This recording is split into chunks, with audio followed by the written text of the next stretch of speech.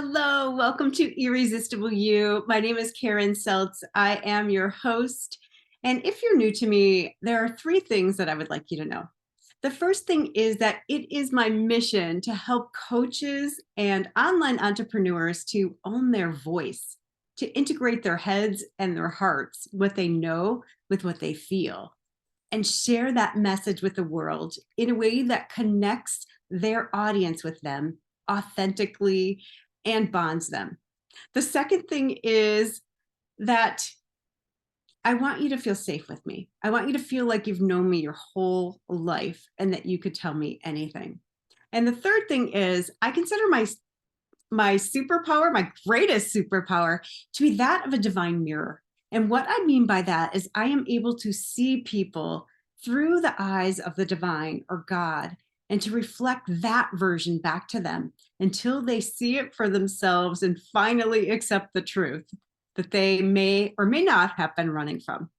So I'm so delighted that you are here with me. I've had a phenomenal week. I've been hosting a 5-day challenge called Authentic Video Mastery for coaches that want to become confident on camera, to trust that they're going to say the right thing for somebody. Like somebody wants to hear, somebody needs to hear what they have to say. And it has been phenomenal. I am in awe of the women that have shown up to play full out. And as in any group, there are several that play full out. They are visible. They're commenting on other people's posts. They're in contribution. And there are those that are hiding, even though this whole challenge is about, coming out of hiding and sharing your gifts. So it occurred to me as I was preparing for tonight's show, how do you know when you're playing full out? How do you know when you're just fooling yourself thinking you're playing full out? And I remembered I did an endurance challenge with the billionaire Jesse Itzler. I don't know if you know him. He is part owner of the Atlanta, I'm not a sports fan, one of the Atlanta sports teams. I don't know which one. I think it's the basketball team, whoever they are. Yes, there are no men that live in my house. Anyways, he is a brilliant business person. He is a self-made billionaire with a B, and he married Sarah Blakely, who is also a billionaire, the founder of Spanx. So one of the things that he does consistently with his own life is push himself. And he does these crazy, crazy endurance races, like ultra marathons and like 100-mile races and just insane stuff, like things I cannot wrap my head around, right? But one of the things he taught us as we were preparing for our challenge is that if you look at the New York Marathon or the Boston Marathon, it's 26.2 miles. What percentage of people that sign up actually finish?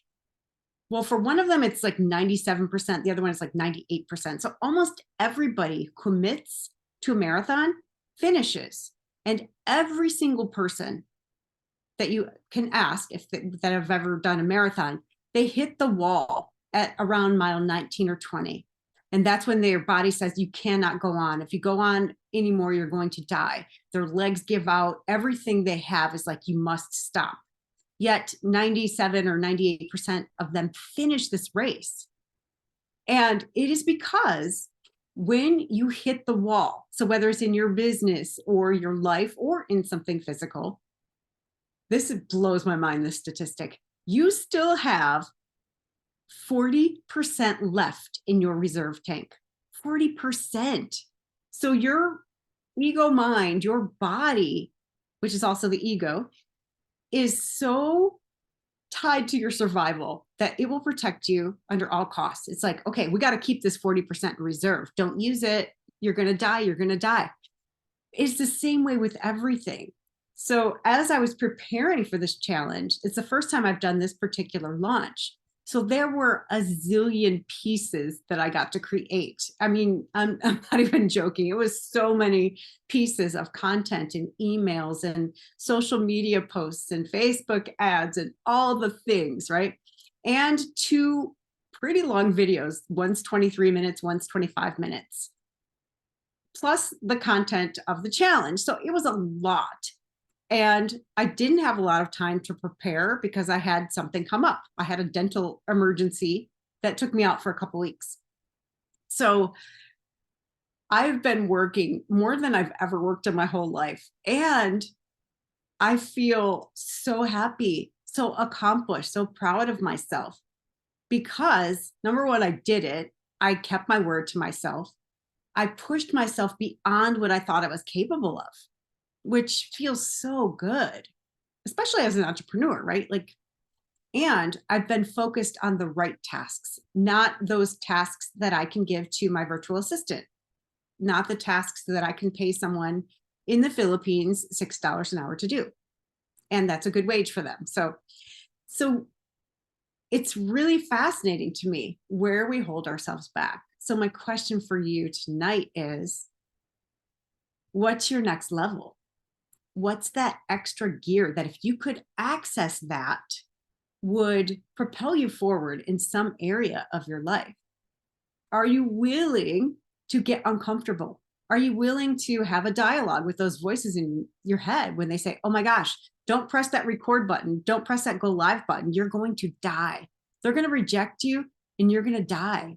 Nobody will ever talk to you again. Like, I don't know. You're going to look so stupid. You're going to be an embarrassment.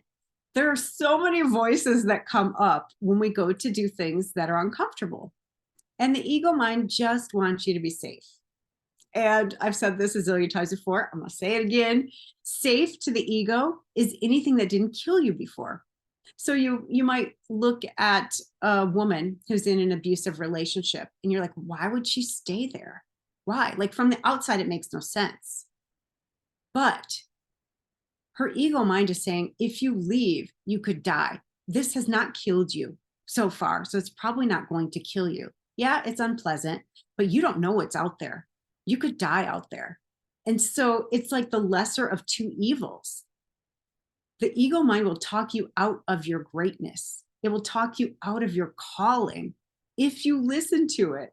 So one thing that I've been doing with these incredible women all week is getting them to start celebrating every single win. So they are looking for at least 5 wins every single day.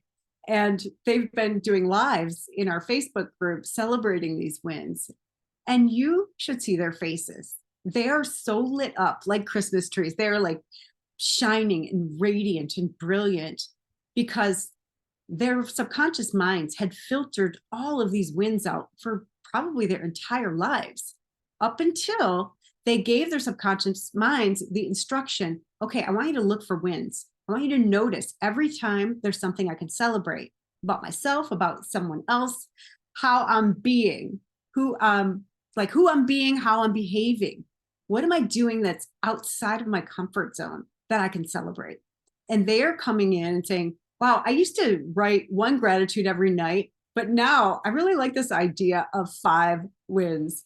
And then one of them said, and I really like this video idea. I'm like, there you go. It's like a video journal of your wins. Like, how cool is that?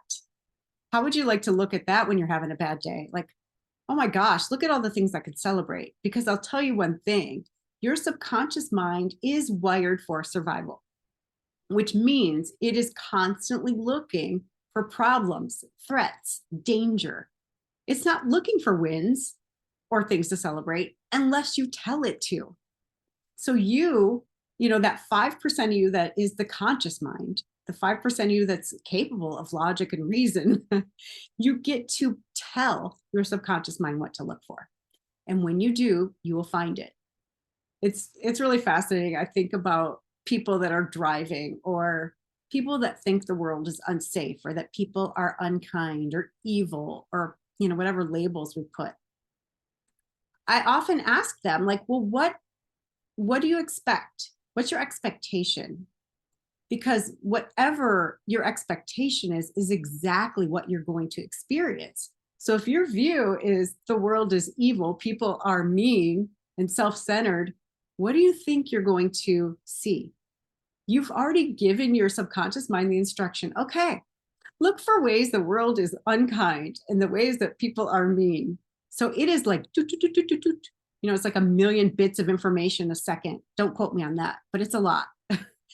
So it's searching for what you tell it to, always. So why not tell it, hey, look for the way the world is kind. Look for the way that people are showing up for one another. Show me, bring to my attention my wins, the ways that I showed up for myself and for other people.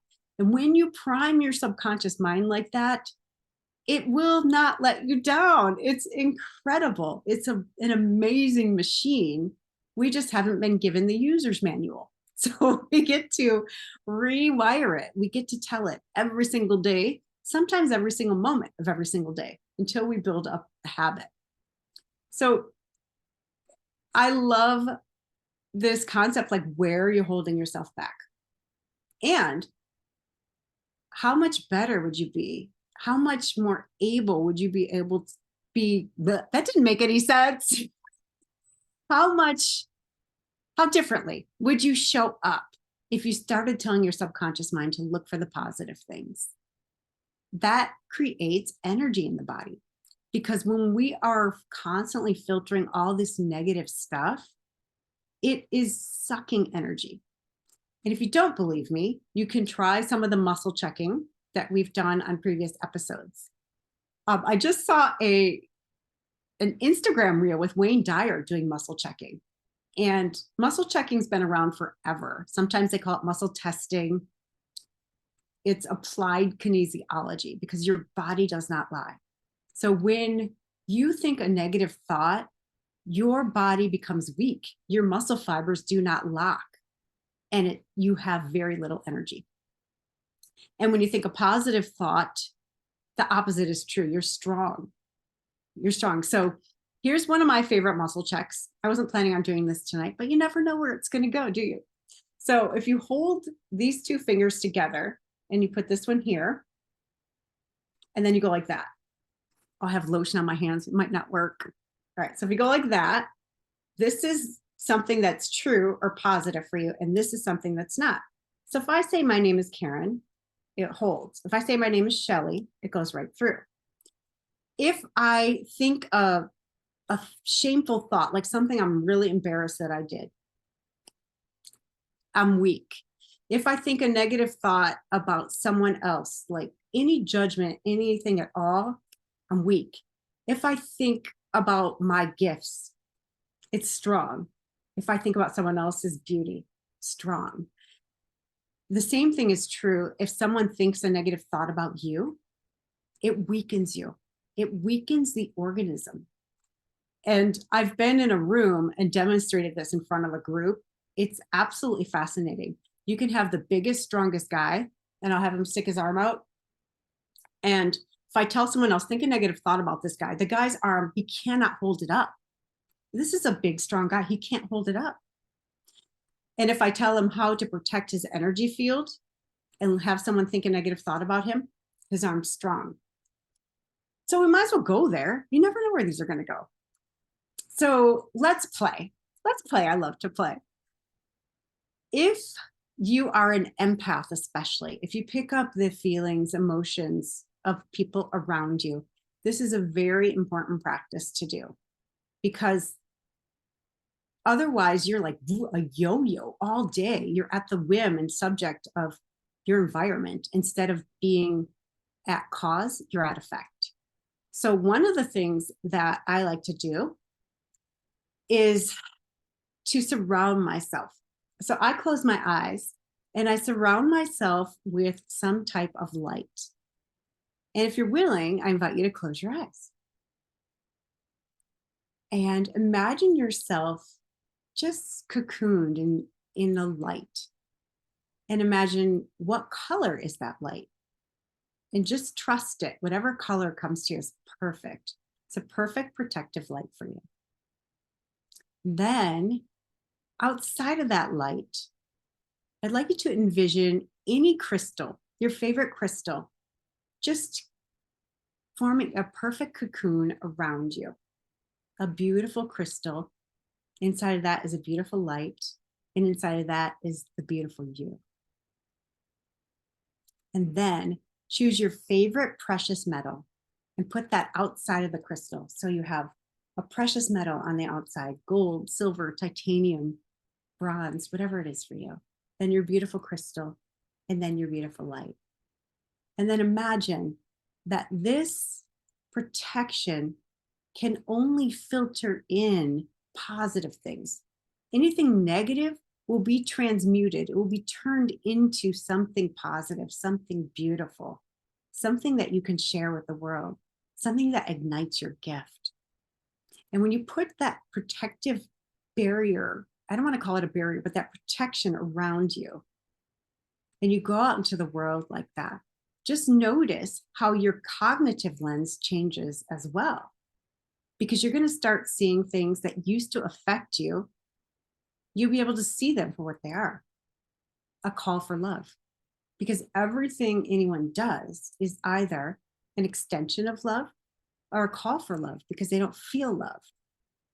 And when you can see it that way, and you're not feeling the negative effects all the time, because I know what that's like, you will be able to show up and extend love to people that are really difficult to love. What would that be like? And imagine what your energy would be like.